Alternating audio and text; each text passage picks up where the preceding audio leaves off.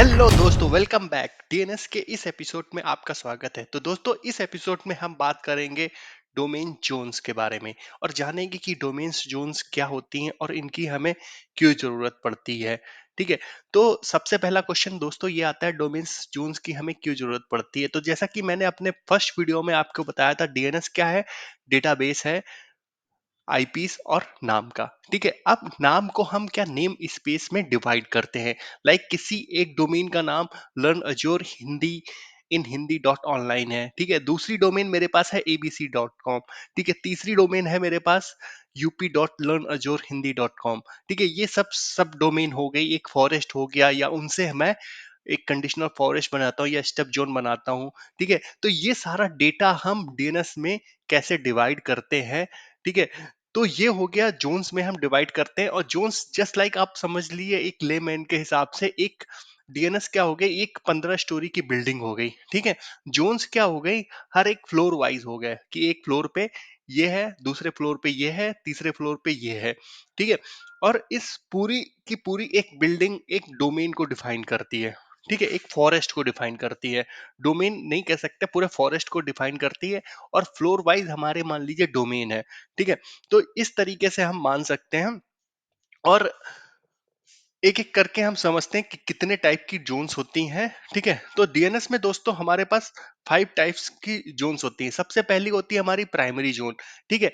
तो primary zone होती है दोस्तों, फिर एडी इंटीग्रेटेड जोन होती है, सेकेंडरी जोन होती है, स्टेप जोन होती है, और रिवर्स जोन होती है लास्ट में। ठीक है। तो हम सबसे पहले देखते हैं कि प्राइमरी जोन हमारी क्या होती है। तो दोस्तों सबसे पहले क्या हुआ कि ये एक मेरे पास डोमेन है लर्न अज्योर इन हिंदी डॉट ऑनलाइन। ठीक है। इस डोमेन में हमारे पास 4 डोमेन कंट्रोलर है। ठीक है। इस डोमेन में हमारे पास 4 डोमेन कंट्रोलर है और उनके नाम है DC1, DC02, DC03 and DC04। ठीक है। अब मान लीजिए प्राइमरी जोन में क्या होता है दोस्तों कि मैं एक जोन बना रहा हूं यहाँ abc.com। ठीक है। ये जोन मैंने बनाई है DC02 के ऊपर। ठीक है।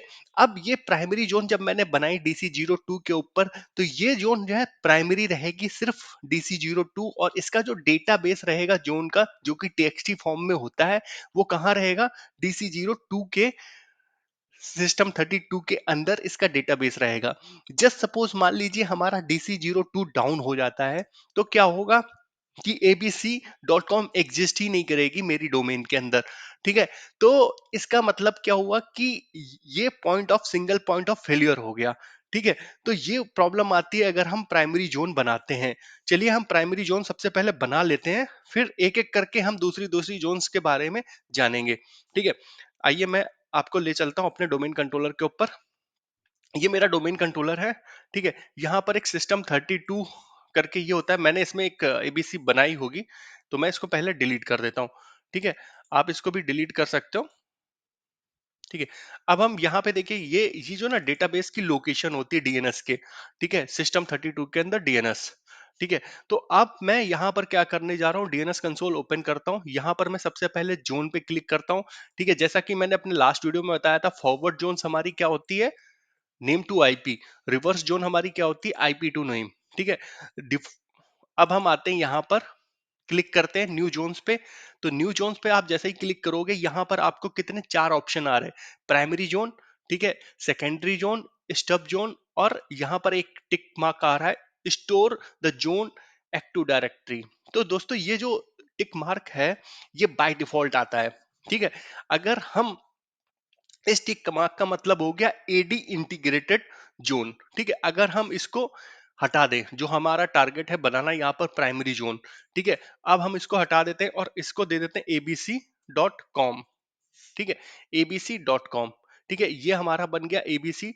जो इसकी फाइल है उसका नाम हो गया डीएनएस का डेटाबेस, उसका नाम हो जाएगा .dns। ठीक है।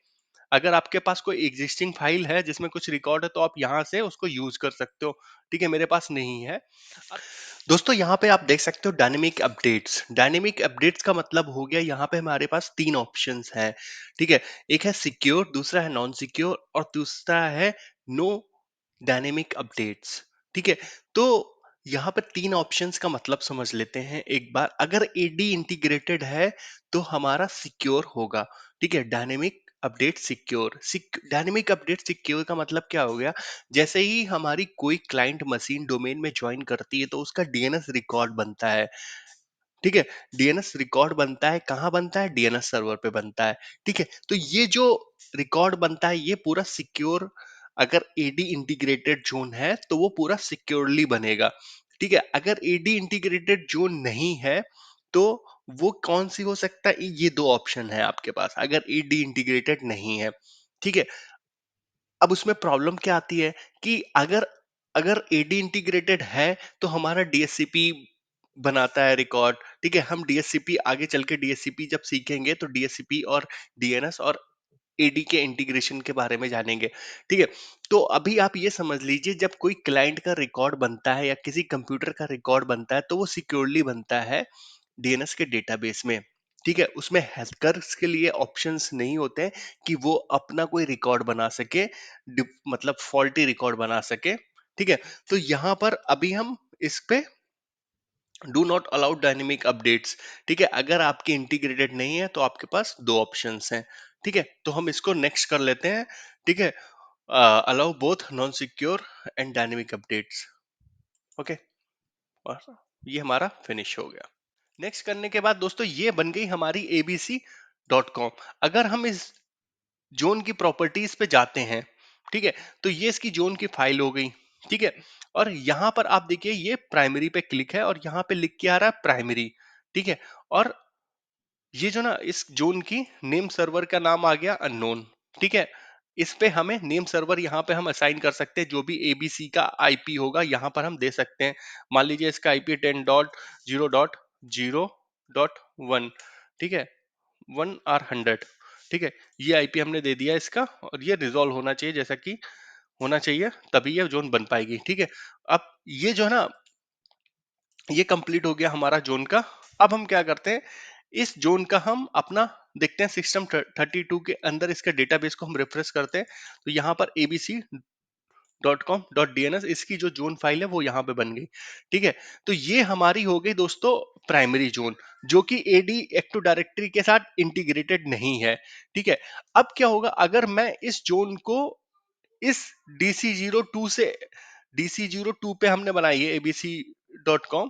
ठीक है, अगर हम DC1 पे लॉग इन करके देखते हैं तो ये हमें नहीं मिलेगी, क्योंकि ये प्राइमरी एडी से इंटीग्रेटेड नहीं है।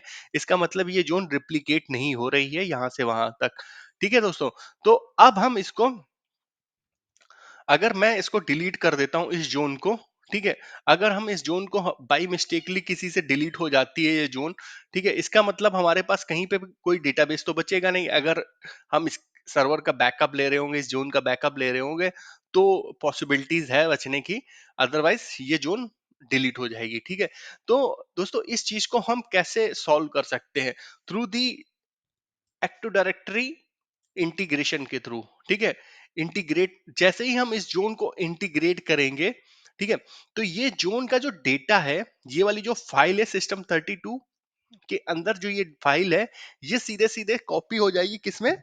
एक्टिव डायरेक्टरी के डेटाबेस में। एक्टिव डायरेक्टरी के डेटाबेस में ये कॉपी हो जाएगी। ठीक है, अब मैं इसको, अगर इस जोन को मैं इंटीग्रेटेड करता हूं, ठीक है, जो मैं करने जा रहा हूं, तो हम ये देखते हैं, पहले मैं इसका डेटाबेस देख लेता हूं एक्टिव डायरेक्टरी का। यहां पर आप देखिए, रिफ्रेश करिए, यहां पर ये हमारा एक्टिव डायरेक्टरी के डीएनएस पार्टीशन से मैं कनेक्ट हूं, डोमेन डीएनएस पार्टीशन से। ठीक है, यहां पर आप उसका देख सकते हो, DC equal to domain DNS partition zones. ठीक है, यहां पर आप देख सकते हो सिस्टम माइक्रोसॉफ्ट डीएनएस के अंदर, ठीक है, 3 जोन्स आ रही हैं। जैसे ही मैं इसको इंटीग्रेटेड करूंगा इस जोन को, ये यहां पर दिखने लगेगी। ठीक है, तो अब मैं इस जोन को इंटीग्रेट करने जा रहा हूं। ठीक है, मैं इसको यहां पर store this zone in active directory. ठीक है, तो इसको ओके करूंगा। ठीक है, यहां पर एक आपको यहां पर ओके करना है। ठीक है, do you want this zone to become Active Directory integrated? Yes. ठीक है, अप्लाई एंड ओके। ठीक है, उसके बाद आप इसको रिफ्रेश करिए। रिफ्रेश करने के बाद, ठीक है, हम आते हैं एडीएसआई एडिटर पे, और यहां पर भी हम रिफ्रेश करते हैं। ठीक है, यहां पर आप रिफ्रेश करोगे तो ये देखिए आपकी जोन यहां पर आ गई abc.com। ठीक है, तो ये एक तरीका है कि अब ये जोन कहां पे रिप्लिकेट हो जाएगी? अब वो भी हम देख लेते हैं ये जोन कहाँ पे रिप्लिकेट होगी। अगर आप प्रॉपर्टीज पे आओगे तो यहाँ पे देखिए ये क्या लिख के आ रहा है दोस्तों, this DNS server in the, sorry, all DNS server in the domain, इस डोमेन के अंदर जितने भी डीएनएस सर्वर है सब पे ये रिप्लिकेट हो जाएगी। ठीक है, अगर आप इस पे क्लिक करोगे तो फॉरेस्ट के अंदर जितने डोमेन कंट्रोलर है उस पे हो जाएगी। जैसा कि मैंने अपने लास्ट वीडियो में भी बताया था, अगर आप इस पे क्लिक करोगे तो ये जो है ना रिप्लिकेट हो जाएगी कहाँ पे, आपके अ, ठीक है, अगर इस वाले ऑप्शन पे आप टिक करोगे तो ये जो है डोमेन डेटाबेस में चली जाएगी। ठीक है, तो इसको हम कैंसिल कर देते हैं और ओके कर देते हैं। तो ये आपको समझ में आ गया एक्टिव डायरेक्टरी इंटीग्रेटेड। ठीक है, अब ये जोन किसके पास रिप्लिकेट हो जाएगी, ऑल डीएनएस के पास। अब हम चलते हैं अपनी पीपीटी में। तो आपको प्राइमरी समझ में आ गया, प्राइमरी जोन क्या होती है। ठीक है, अब सेकेंडरी, अब हम देखते हैं एडी इंटीग्रेटेड जोन के बारे में। ठीक है, प्राइमरी जोन में आपको ये समझ में आ गया, सिर्फ इसका डेटाबेस यहीं पे रहेगा। ठीक है, और किसी डीसी के पास नहीं रहेगा। अगर हम एडी इंटीग्रेटेड की बात करें, ठीक है, तो एडी इंटीग्रेटेड में मैंने एबीसी बनाई। ठीक है, एबीसी क्या होगा दोस्तों, ये एबीसी मैंने बनाई, जैसे ही रिप्लिकेशन इनिशिएट होगा ये जोन किसके पास चली जाएगी, चारों डीसी के पास में ये जोन रिप्लिकेट हो जाएगी। ठीक है, आप यहाँ पे देख सकते हो जितने भी डीसी इस डोमेन के अंदर होंगे सबके पास ये जोन रिप्लिकेट हो जाएगी। ठीक है, तो ये हमारा फायदा रहता है एडी इंटीग्रेटेड जोन का। ये इंटरव्यू में भी जनरली क्वेश्चन पूछा जाता है कि डीएनएस अगर एडी इंटीग्रेटेड है तो क्या क्या बेनिफिट्स हो सकते हैं। तो फर्स्ट बेनिफिट ये है ठीक है, कि हर जगह से आप रीड एंड राइट कर सकते हो डीएनएस के डेटाबेस में। मतलब यहां से भी आप, इस वाले सर्वर से भी, डोमेन कंट्रोलर से भी आप जो है ना डीएनएस को एडिट कर सकते हो, रीड एंड राइट कर सकते हो। ठीक है, और यहां से भी आप रीड एंड राइट कर सकते हो, यहां से भी आप रीड एंड राइट कर सकते हो। ठीक है, तो ये एक सबसे बड़ा एडवांटेज है हमारे पास कि यहां से भी आप रीड एंड राइट कर सकते हो। अगर अगर हम बात करें कि प्राइमरी जोन की, ठीक है, तो प्राइमरी जोन में ओनली आप कहां पे रीड एंड राइट कर सकते हो, यहां पर। ठीक है, अगर ये सर्वर हमारा डाउन हो जाता है तो एबीसी एग्जिस्ट ही नहीं करता है इस डोमेन के अंदर। करेक्ट, अगर यहां पर हमारा ये सर्वर डाउन हो जाता है, मान लीजिए एक सर्वर हमारा डाउन हो जाता है यहां पर, ठीक है, एडी इंटीग्रेटेड में, तो हमारा तब भी एबीसी एग्जिस्ट करता है। ठीक है, ये एक फायदा मिल गया हमें यहां पर। ठीक है, तो ये आपको क्लियर हो गया। ठीक है, अब आते हैं हम सेकेंडरी जोन पे। ठीक है दोस्तों, सेकेंडरी जोन हमारी जो है कॉपी होती है प्राइमरी जोन की। ठीक है, सेकेंडरी जोन हमारी होती है copy of the primary zone की। तो इस पे हम सिर्फ रीड ओनली डिटेल्स होती हैं, मतलब हम इसमें राइट नहीं कर सकते। इस जोन पे abc.com पे हम सिर्फ ओनली रीड कर सकते हैं। ठीक है, इसको राइट नहीं कर सकते हैं। बट इसके लिए एक रिक्वायरमेंट ये होती है कि कोई ना कोई प्राइमरी जोन अवेलेबल होनी चाहिए। ठीक है, तभी सेकेंडरी जोन बनेगी। ठीक है, तो यहाँ पे मान लेते हैं हमारे पास जो DC2 पे है, ये हमारी RW कॉपी है, रीड एंड राइट। ठीक है, और ये हमारी DC03 के ऊपर, ठीक है, सेकेंडरी हम रख सकते हैं। ठीक है, ये हम कर सकते हैं। बट यहाँ पर हम क्या कर रहे हैं, अपने एनवायरनमेंट में हम एडी इंटीग्रेटेड डीएनएस यूज कर रहे हैं। ठीक है, तो हमारे पास सेकेंडरी का कोई सीन नहीं बनता है। ठीक है, तो हम क्या कर सकते हैं, इस जनरली ये जो होता है, वो क्या होता है कि लिनक्स मशीन्स होती हैं कुछ टेस्टिंग के लिए। ठीक है, तो वहां पे हमें रिकॉर्ड्स चाहिए। तो हम इसकी जो है abc.com की, मान लीजिए इसकी हमने प्राइमरी कॉपी बना के उनको एक कॉपी दे दी उनको। ठीक है, और साथ में जोन ट्रांसफर भी इनेबल कर दिया। ठीक है, तो वो अपनी टेस्टिंग करते रहे। ठीक है, अब इसमें क्या होता है, अगर एबीसी के पास बहुत सारी रिकॉर्ड्स हैं तो रिप्लिकेशन, जोन ट्रांसफर में जो रिप्लिकेशन का टाइम लगेगा और नेटवर्क का यूटिलाइजेशन होगा, वो एक प्रॉब्लम क्रिएट करता है। ठीक है, तो उस चीज को अवॉइड करने के लिए क्या होता है, स्टब जोन आता है। स्टेप जोन हम आगे अभी जानेंगे। ठीक है, तो चलिए हम सेकेंडरी जोन कर लेते हैं यहाँ पर कॉन्फ़िगर। ठीक है, तो हम क्या करने जा रहे हैं दोस्तों, ये हमारी एबीसी हमारी मान लीजिए यहाँ पे बढ़ी हुई है। तो एक हम यहाँ पर लेने जा रहे हैं वर्क ग्रुप का सर्वर। ठीक है, जनरली क्या होता है, सेकेंडरी जोन किस पे होती है, लिनक्स या यूनिक्स पे होती है या फिर वर्क ग्रुप सर्वर्स पे होती है। ठीक है, यहाँ पर एक मेरा वर्क ग्रुप सर्वर है जिसका नाम है डीएनएस कैसे। ठीक है, जिसका नाम है डीएनएस कैसे। ठीक है, उसके ऊपर मैं एक सेकेंडरी जोन बनाऊंगा डीएनएस की। ठीक है, सेकेंडरी जोन होगी हमारी डीएनएस की इस सर्वर के ऊपर, और प्राइमरी होगी हमारी यहाँ पर। ठीक है, तो ये मेरा है, और ये होगा यहाँ से इसका ट्रांसफर। ठीक है, रिकॉर्ड्स का। तो हम वो करने जाते हैं। ठीक है, तो सबसे पहले चलते हैं हम अपने सर्वर के ऊपर। तो दोस्तों सर्वर के ऊपर आप देख सकते हो कि यहाँ पर DC01 पर एबीसी है। ठीक है, ये हमारा क्या है, डीएनएस इंटीग्रेटेड है। करेक्ट। तो अब हम चलते हैं इसके ऊपर, और यहाँ पर हम बना लेते हैं एक जोन। ये हमारा है कैसे सर्वर, डीएनएस कैसे सर्वर। अब यहाँ पर आप देख लीजिए कि कोई जोन अभी तक है नहीं। ठीक है, इन दोनों सर्वर के बीच में पोर्ट नंबर 53 ओपन होना चाहिए। ठीक है, डीएनएस पोर्ट ओपन होना चाहिए। अब हमारा काम क्या है, यहाँ पर सेकेंडरी जोन बनाना। ठीक है, यहाँ पर ये ऑप्शन आ नहीं रहा क्योंकि ये सर्वर हमारा एडी पे है नहीं।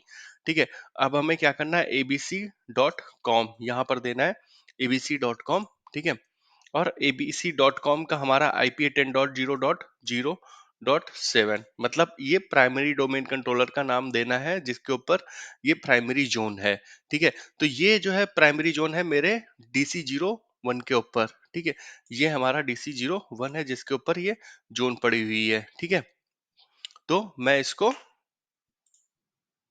यहाँ पर ये क्लिक कर देता हूँ। ठीक है, तो ये हमारा ओके हो गया। ठीक है, इन दोनों के बीच में पोर्ट नंबर 53 ओपन है, बट यहाँ पर ये जोन हमारी बन गई। लेकिन अब ये क्या आ रहा है कि एक एरर आ रही है, वार्निंग आ रही है, प्रॉब्लम आ रही है। क्या आ रही है प्रॉब्लम, हम वो एक बार पढ़ के देखते हैं मैसेज में। The DNS server encounter a problem while attempting to load the zone। ठीक है, transfer of zone data from the master server failed. क्योंकि दोस्तों क्या हुआ है कि जो मास्टर सर्वर से है, जो प्राइमरी DC01 है, उससे यहाँ पे डेटा ट्रांसफर नहीं हो पा रहा है। ठीक है, अगर मैं इसको रिफ्रेश करता हूँ तब भी ये नहीं होगा, F5 जैसे इस पे लिखा हुआ है। ठीक है, तो मुझे सबसे पहले ट्रांसफर इनेबल करना पड़ेगा DC01 के ऊपर। DC01 के ऊपर हमें ट्रांसफर इनेबल करने के लिए क्या करना पड़ेगा, यहाँ पे एक ऑप्शन आ रहा है जोन ट्रांसफर। ठीक है, जोन ट्रांसफर पे हम क्लिक करेंगे। क्लिक करने के बाद यहाँ पे ये बाय डिफॉल्ट ही ये ऑप्शन क्लिक है, अलाउ जोन ट्रांसफर। ठीक है, टू एनी सर्वर। ये ऑप्शन अगर आप अपने पास भी देख सकते हो, अपनी जोन्स पे ये ऑप्शन नहीं होना चाहिए। ठीक है, वरना कोई भी आपकी जोन्स को डाउनलोड कर सकता है जिसके पास डोमेन में एक्सेस हो सकती है। अगर परमिशंस है तो वो इसको डाउनलोड कर सकता है, या हैकर्स भी कभी कभी इसको मिसयूज कर लेते हैं। ठीक है, तो ओनली ये सेकंड ऑप्शन में क्या है, only to the server listed on the name server tab. Name server tab पे जाएंगे तो यहाँ पर आप देख रहे होंगे, या नेम सर्वर टैब में क्या होता है कि एनएस रिकॉर्ड्स होते हैं जनरली। ठीक है, नेम सर्वर टैब में। तो यहाँ पर मैं क्या करूंगा, उस सर्वर का क्या, यहाँ पर नाम नाम दे दूंगा। ठीक है, एक नया रिकॉर्ड यहाँ पर ऐड कर देता हूँ। ठीक है, उस सर्वर का नाम है 10.0.0.7। ठीक है, सॉरी 0.9 है, 0.9 वर्क ग्रुप सर्वर का। और इसको यहाँ पे डाल दूंगा। ये रिजॉल्व होगा नहीं क्योंकि इसके डीएनएस में इसकी कोई डिटेल नहीं है। ठीक है, तो ये मैंने बना दिया है। अब मैं इसको अप्लाई कर देता हूँ। ठीक है, तो अप्लाई करने के बाद क्या होगा, जोन जो ट्रांसफर होंगी वो इस वाले सर्वर पे भी होने लगेंगी 0.9 पे। ठीक है, मैं इसको ओके कर देता हूँ। अब मैं वहां पे आता हूँ अपने डीएनएस कैसे सर्वर पे। डीएनएस कैसे सर्वर पे आने के बाद आप यहाँ पर एक राइट क्लिक करोगे तो एक ऑप्शन आएगा ट्रांसफॉर्म द मास्टर।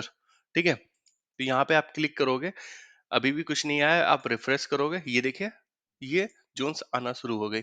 अगर यहाँ पे बहुत सारे रिकॉर्ड्स भी होंगे तो वो भी यहाँ पर आ जाएंगे।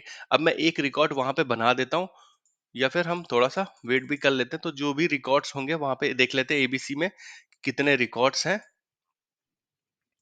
DC01 पे हम आ गए, तो यहाँ पर देखिए एबीसी में हमारे पास कितने रिकॉर्ड्स हैं, सिर्फ एक रिकॉर्ड है। टेस्टिंग के लिए एक हम नया रिकॉर्ड और बना लेते हैं। ठीक है, यहाँ पे डाल देते हैं टेस्ट 10। ठीक है, और इसका आईपी दे देते हैं 10.0.0.7। 150। ठीक है, ये रिकॉर्ड हम देख लेते हैं वहां पे रिप्लिकेट होगा कैसे, सर्वर पे आ जाते हैं, कैसे सर्वर पे आप रिफ्रेश करोगे इसको। ठीक है, तो ये टाइम लेता है रिप्लिकेट होने में। आप इसको या फिर दूसरा ऑप्शन क्या कर सकते हो, transfer a new copy from master server, ये भी आप कर सकते हो। ठीक है, बट ये आ गया रिकॉर्ड, यहाँ पर थोड़ा सा टाइम ले लेता है कभी कभी। ठीक है, तो ये अब आपको समझ में आ गया होगा।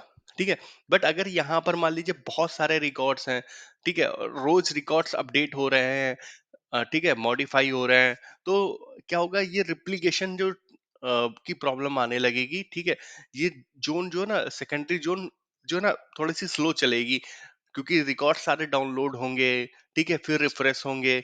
तो ये थोड़ी सी एक प्रॉब्लम आती है, इस चीज को अवॉइड करने के लिए आता है स्टब जोन। ठीक है, अब हम आते हैं स्टब जोन, जो कि थोड़ा सा टफ होता है, स्टब जोन और कंडीशनल फॉरवर्डर को समझना। ठीक है, तो हम स्टब जोन को यहाँ पर समझते हैं। हमारे पास क्या है कि जस्ट लाइक ये कंडीशनल फॉरवर्डर में भी मैंने यही एग्जांपल यूज किया था। ठीक है, ये हमारी है क्या, लर्न अजोर हिंदी ऑनलाइन, ये हमारी डोमेन है। ठीक है, इस कंपनी ने एक्वायर किया है एक्स वाई जेड को। ठीक है, एक्स वाई जेड एक दूसरी कंपनी है, दूसरा फॉरेस्ट है। ठीक है, उसका आईपी आप देख सकते हो।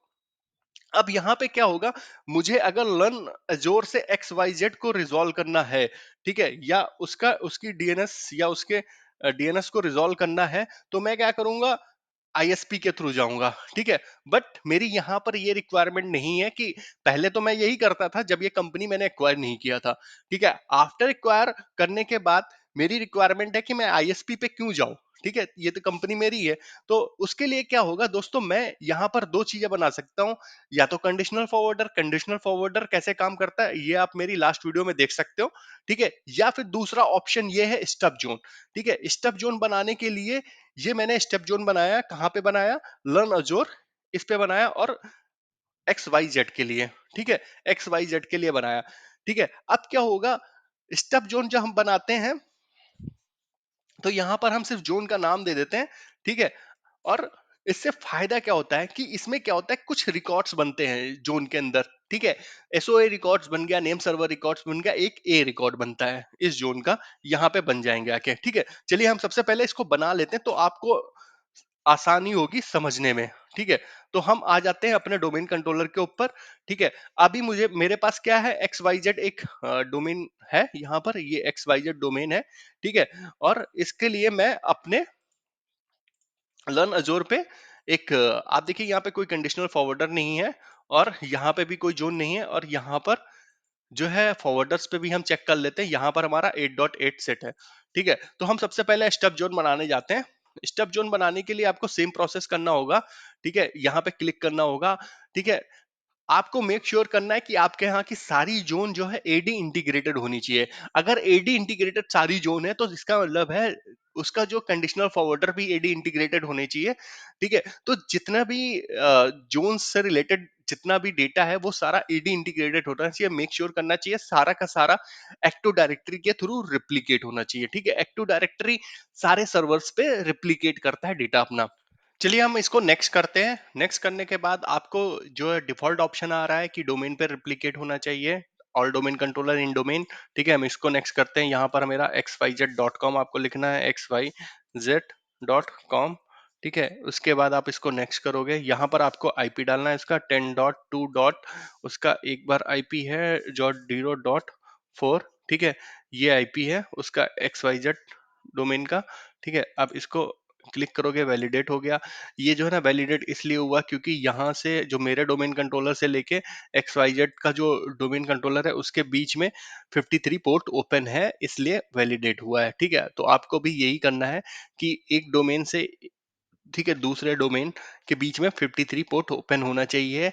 ये इंट्रा भी है, इंटर भी है। ठीक है, दोनों ही मतलब सेम फॉरेस्ट के अंदर भी है, और अगर आप बाहर किसी भी डोमेन से डीएनएस का डीएनएस का रेजोल्यूशन कराना चाहते हो या डीएनएस कम्युनिकेशन कराना चाहते हो, तो आपका 53 पोर्ट ओपन होना चाहिए। Use the above server to create the local list of master server. ठीक है, तो हम इसको मास्टर सर्वर बनाने जा रहे हैं यहाँ पर, ताकि अगर कोई भी क्वेरी होगी तो ये सर्वर हमारा रिजॉल्व करेगा। ठीक है, तो हम इसको नेक्स्ट कर देते हैं और फिनिश कर देते हैं। तो यहाँ पे देखिए आप xyz.com से ये डोमेन बन गई। जो इसका डोमेन कंट्रोलर का नाम है, ये यहाँ पर आ गया dc100.xyz.com। ठीक है, अगर हम वहां पे जाके चेक करें xyz.com पे, ठीक है, तो इसका जो डोमेन कंट्रोलर है, इसका अगर डोमेन कंट्रोलर है, अगर हम उसका आईपी देखें, होस्ट नेम, ठीक है, तो ये आ गया DC100। ठीक है, और इसका अगर हम आईपी देखें, ठीक है, तो 10.2.0.4। ठीक है, तो ये हमारा चल गया। अगर हम यहाँ पर अब हम XYZ को रिजॉल्व करके देखते हैं xyz.com, तो ये हमारा 0.2.04 आ गया। ठीक है, अगर हम XYZ में एक रिकॉर्ड बना देते हैं, ठीक है, जैसा कि मैंने बताया था आपको, अगर एक हम यहाँ पर रिकॉर्ड बना देते हैं, ये भी हम चेक कर लेते हैं। यहाँ पर एक रिकॉर्ड मैंने बना दिया, रिकॉर्ड का नाम दे दिया टेस्ट।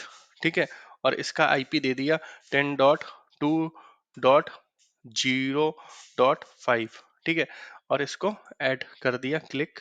तो ये क्या बनेगा, और इसको डन कर दिया। तो ये अगर हमने क्या नाम दिया था, टेस्ट। यहाँ पर अगर हम टेस्ट डॉट एक्स xyz.com लिखते हैं, तो ये रिकॉर्ड रिजॉल्व हो गया। ठीक है, तो ये स्टब जोन हमारा काम कर रहा है।